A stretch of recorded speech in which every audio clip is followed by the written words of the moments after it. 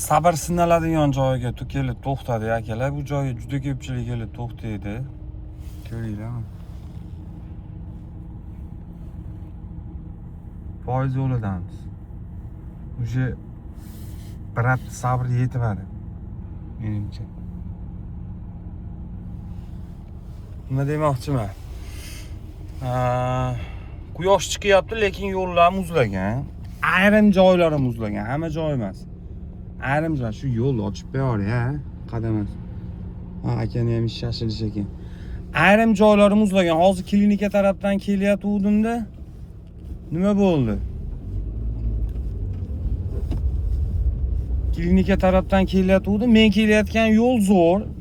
40-50 qilib kelyapman, svetoforga to'xtashim kerak.